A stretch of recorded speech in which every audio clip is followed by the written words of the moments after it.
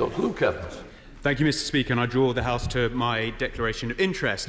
Many in the health sector would have been pleased to hear the announcement of the extra funding going to the NHS, only for the joy to be struck down by the realisation of a broken manifesto promise not to raise national insurance contributions. This was only compounded further on the discovery that a raft of frontline care providers, care homes, hospices, care charities, pharmacies, GPs, to name but a few, found themselves not exempt from the NI rises, leaving them with crippling staff bills and the threat of closure and redundancies. The hospice sector expects the cost to be £30 million, closure and redundancies. For GPs, the initial assessment could be £260 million, closure, redundancies, and the cost of 2.2 million appointments. And from the care sector, the changes alone will cost £2.4 billion, dwarfing the £600 million announced by social care support. So does she accept that council tax will inevitably have to rise to support the increase in NICs? And now, for the first time, the National Pharmacies Association has announced collective action.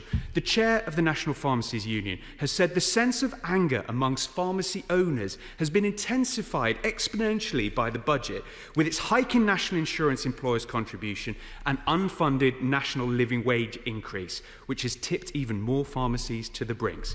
So I asked the Minister to clarify, who is exempt from NI? Will they admit they got it wrong and make a change? The Prime Minister, Health Secretary and Chancellor have all said that allocations will be made in the usual way. So will the Minister clarify what is the usual way? Will mitigations be put in black and white to this House and the public so they can see? And is this part of the £20 billion or new funding? But more importantly, will the Minister lay out a concrete timetable for hospices, care homes, GPs, pharmacies and all other allied health professionals who are making decisions now? Because this seems another example of a big headline by the Labour Party, but no detail. Minister. Well, Mr. Speaker, really, I'm really quite dumbfounded by the response from the Honourable Member, who I respect for his own professional practice, and that he knows the state of the NHS when he was in opposition and what we inherited, as reported through Lord Darcy's report. He talks about joy. There was no joy when we inherited the mess that they left back in July. He talked about people being tipped to the brink. They absolutely were, and that's what Lord Darcy has made absolutely clear.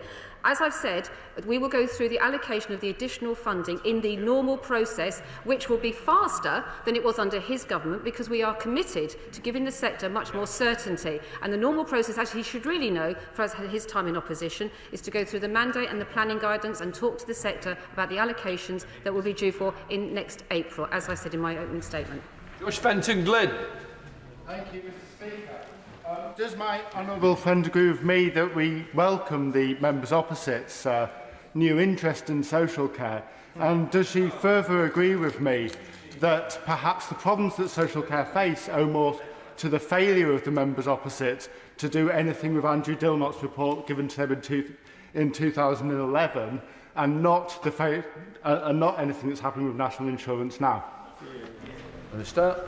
Well, my honourable friend makes an excellent point. I remember when I joined this House in 2015 that the first action of the new Conservative, fully Conservative non-coalition government was to take the legs from underneath that social care commitment by postponing the Care Act. They said cynically at the time they were going to bring it forward back at 2020, which they thought might be the next general election. We all saw how that went.